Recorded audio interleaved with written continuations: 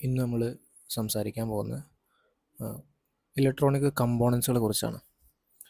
Electronic components എന്ന് പറഞ്ഞു കഴിഞ്ഞാൽ നമുക്കറിയാം, ഏതിൻ്റെയും ഒരു ഇലക്ട്രോണിക് ഏരിയയിൽ നമ്മൾ ഏറ്റവും ബേസിക്കായിട്ട് നമ്മൾ അവിടെ കുറേ കമ്പോണൻസുകൾ ഉപയോഗിക്കാറുണ്ട് അല്ലേ.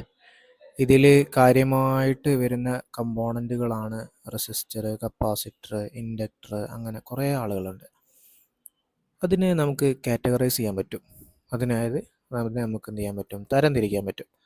ഇതിൽ നമുക്ക് നോക്കുകയാണെന്നുണ്ടെങ്കിൽ ആക്റ്റീവ് കമ്പോണൻ്റ് എന്നുള്ളതും പാസീവ് കമ്പോണൻ്റ് എന്നുള്ള രീതിയിലാണ് നമുക്ക് ഇതിനെ എന്ത് ചെയ്യാൻ പറ്റുക, തരം തിരിക്കാൻ പറ്റുക. നമുക്ക് നോക്കാം എന്താണ് ആക്റ്റീവ് കമ്പോണൻ്റ് എന്നുള്ളത്.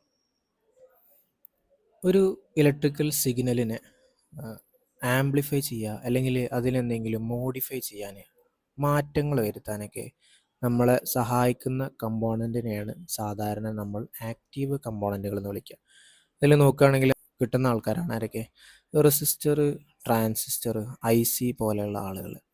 ഇതിൽ ഡയോഡിനെ കുറിച്ച് നമുക്കൊന്ന് സിമ്പിളായിട്ട് പറയുകയാണെന്നുണ്ടെങ്കിൽ, ഡയോഡ് എന്താണ്? ഒരു AC-യെ DC ആക്കി, അതായത് ഒരു AC സിഗ്നൽ തന്നു കഴിഞ്ഞാൽ അതിനെ DC ആക്കി കൺവേർട്ട് ചെയ്യാൻ കഴിവുള്ള ഒരാളാണ് ഡയോഡ്.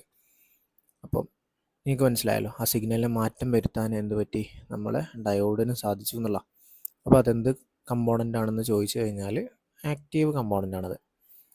രണ്ടാമത് വരുന്ന ആളാണ് ആര്? നമ്മളെ പാസീവ് കമ്പോണൻ്റ്. പാസീവ് കമ്പോണൻ്റ് എന്ന് പറഞ്ഞു കഴിഞ്ഞാൽ ഊർജ്ജത്തെ നമുക്ക് സ്റ്റോർ ചെയ്ത് വെക്കാൻ, അതേപോലെ കറണ്ടിനെ തടസ്സപ്പെടുത്താൻ, ഇങ്ങനത്തെ കാര്യങ്ങളൊക്കെയാണ് ഈ കമ്പോണൻറ്റുകൾ ചെയ്യുക. എക്സാമ്പിളാണ് റെസിസ്റ്റർ, കപ്പാസിറ്റർ, ഇൻഡക്ടറൊക്കെ ഉള്ളത്. നമുക്ക് അറിയാം റെസിസ്റ്ററിൻ്റെ ജോലി എന്താണെന്നുള്ളത്. ഒരു സർക്യൂട്ടിൽ കറണ്ടിനെ ലിമിറ്റ് ചെയ്യാൻ, അതായത് അതിലൂടെ കറണ്ട് കടന്നു പോകുന്നുണ്ടാവും. ആ കറണ്ട് 5 ആംപിയറാണ്, നമുക്ക് വേണ്ടത് 4 ആംപിയറാണെന്ന് വിചാരിക്കുക. ഈ സമയത്ത് ഈ റെസിസ്റ്റർ ആയിരിക്കും എന്ത് ചെയ്യുക, ആ സർക്യൂട്ടിലെ കറണ്ടിനെ തടയാൻ നിൽക്കുന്ന, അല്ലെങ്കിൽ അതിനനുസരിച്ചുള്ളൊരു ഫ്ലോ ഉണ്ടാക്കാൻ നമ്മളെ ഹെൽപ്പ് ചെയ്യുന്നത്.